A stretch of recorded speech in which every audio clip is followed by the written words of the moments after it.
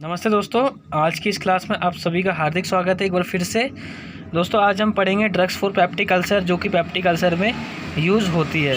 आपने सुना होगा दोस्तों अल्सर, मैं अगर कॉमनली अल्सर की बात करता हूँ तो जो हमारे अल्सर होते हैं दोस्तों वो होते हैं नॉर्मली। अल्सर की बात करता हूँ तो अल्सर तो कॉमनली होते हैं जहाँ पे उस एरिया में क्या होता है, लाल आ जाता है, मतलब सेल की ग्रोथ थोड़ी सी मिसमैच हो जाती है। और दोस्तों वहाँ पे क्या होता है, मतलब जो इन्फ्लामेशन हो जाता है, रेडनेस भी आ जाती है। ऐसे ही क्या होता है हमारे स्टमक में वहाँ पे, तो ये अल्सर हो जाते हैं कई बार दोस्तों। गैस्ट्राइटिस कहते हैं उसको।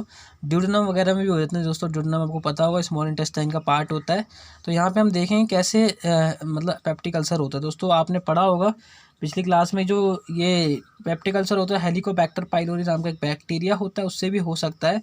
लेकिन इसके दो फैक्टर दोस्तों इम्बैलेंस की वजह से होते हैं, एग्रेसिव और डिफेंसिव। आप एग्रेसिव में यहाँ देख सकते हैं कि एसिड है, पेप्सिन है, बाइल है और एच पाइलोरी है।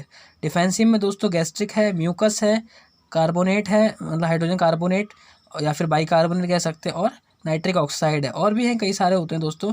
तो मैंने एक एनालॉग समझाने के लिए बता रखा है। आप यहाँ डायग्राम में देख सकते हैं कि कौन से सेल से दोस्तों क्या क्या निकलता है, रिलीज़ होता है ना। तो यहाँ पे जो होता है आपने सुना होगा एक H+K+ATPase करके एक एंजाइम होता है।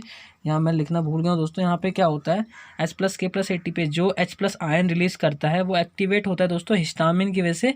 वो एक्टिवेट होता है हिस्टामिन की वजह से। और दोस्तों उसके बाद यहाँ पे आप देख रहे हैं CCK2 यानी कोलेसिस्टेकाइनिन, ये गैस्ट्रिन की वजह से होता है। उसके बाद आप यहाँ पे देख सकते हैं ऊपर कोलिनर्जिक एगोनिस्ट है दोस्तों। कोलिनर्जिक एगोनिस्ट M3 रिसेप्टर पे काम करता है। और आप यहाँ देख सकते हैं कि CaSE मतलब H2CO3 से दोस्तों यहाँ पे जो बन रहा है H2CO3 से, मतलब H2O+CO2, मतलब ये दो आयन में टूट रहे हैं, मतलब वाटर और कार्बन डाइऑक्साइड। तो CaSE एक एंजाइम होता है दोस्तों, कार्बोनिक एनहाइड्रेस करके नाम है उसका।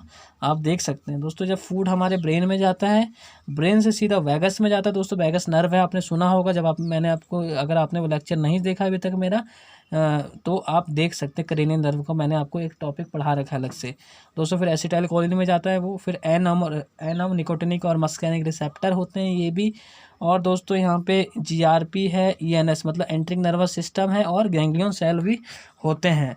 तो दोस्तों इसकी कहानी थोड़ी लंबी है, मैं आपको थोड़ा बता देता हूँ कि ये जो रिलीज़ होते हैं दोस्तों H+ आयन क्या करते हैं, मतलब H+K+ATPase एंजाइम को एक्टिवेट करते हैं, जिस वजह से मतलब एसिड रिलीज़ होता है दोस्तों, वो हिस्टामिन के एक्टिवेट होने से होता है।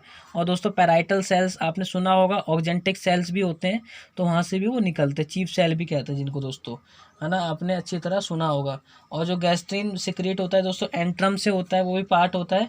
और वो क्या करता है दोस्तों, pH को मेंटेन करता है ना, और ACH वगैरह से ये दोस्तों ये होता है। तो ये दोस्तों यहाँ पे हिस्ट्री थी। ये वैसे आपको ज़्यादा इम्पोर्टेंट नहीं है, बस समझाने के लिए मैं आपको ये बता रखा है। तो हम दोस्तों हमारा जो अगला फोकस रहेगा वो क्लासिफिकेशन पे रहेगा, कैसे हम लोग क्लासिफिकेशन डिस्कस करते हैं यहाँ पे। तो अगले हम चलते हैं क्लासिफिकेशन पे। बहुत इंपॉर्टेंट क्लासिफिकेशन पढ़ाने जा रहा हूँ मैं। कि सबसे पहला आता है दोस्तों reduction of gastric acid secretion, मतलब जो गैस्ट्रिक एसिड सिक्रेशन को, इनिबिशन को कम करे मतलब। तो H2 एंटीहिस्टामिन्स में सबसे पहले क्लासिफिकेशन है दोस्तों सिमेटिडीन, रेनिटिडीन, फैमोटिडीन, रॉक्साटिडीन। जिसके लास्ट में टिडीन लग गया दोस्तों समझ जाइए आप, वो H2 एंटीहिस्टामिन्स है दोस्तों। ये रेनिटिडीन तो आपने सुना होगा, रेंटेक एक बहुत बड़ा फेमस ब्रांड है दोस्तों। प्रोटोन पंप इनिबिटर की बात कर रहा हूँ दोस्तों, यहाँ पे ओमिप्राजोल, जिसके पीछे लग गया लास्ट में एजोल राजोल करके। ओमिप्राजोल, पेंटोप्राजोल, रेबिप्राजोल, लेंसोप्राजोल, डेक्सरेबिप्राजोल भी होता है दोस्तों। तो आप देख लीजिएगा थोड़ा दोस्तों। पेंटोप्राजोल का पेंटोसिस बहुत बड़ा ब्रांड है, और भी कई सारे आते हैं दोस्तों। ओमिप्राजोल, ओमेज भी आपने सुना होगा, है ना। बात करते हैं एंटी कोलिनर्जिक ड्रग, क्योंकि दोस्तों कोलिनर्जिक से ही डील होता है ना, M रिसेप्टर पाया जाता है इसलिए। तो पायरनजैपिन हो गया, प्रोपेनथैलिन ब्रोमाइड हो गया, ऑक्सीफेनोनियम हो गया, ये सारे दोस्तों इसमें होते हैं। बात करते हैं अगले ड्रग की, प्रोस्टाग्लैंडिन दोस्तों। मीसोप्रोस्टोल भी यूज़ किया जाता है दोस्तों। मीसोप्रोस्टोल के मैं आपसे अब एक प्रश्न पूछना चाहता हूँ कि ये मीसोप्रोस्टोल कहाँ कहाँ यूज़ होता है, तो आप कमेंट बॉक्स में ज़रूर लिखिएगा। इसके अलावा आपसे आशा करता हूँ कि आप ज़रूर लिखेंगे सुनने के बाद। दोस्तों बात करते हैं न्यूट्रलाइजेशन ऑफ गैस्ट्रिक एसिड। ये गैस्ट्रिक एसिड को जो न्यूट्रलाइज करते हैं उसमें सिस्टेमिक आता है, नॉन सिस्टेमिक, जो ब्लड में काम करते हैं, जो नॉन ब्लड में काम करते हैं। सोडियम बाइकार्बोनेट हो गया दोस्तों, सोडियम सिट्रेट हो गया।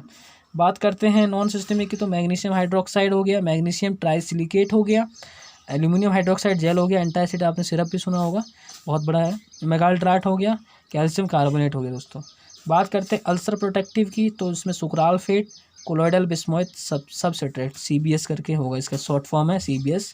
बात करते हैं दोस्तों एंटी एच पाइलोरी में दोस्तों एमोक्सिसिलिन, क्लोरिथोमाइसिन, मेट्रोनाजोल, टिनिडाजोल, टेट्रासाइक्लिन, सारे ड्रग्स आते हैं दोस्तों।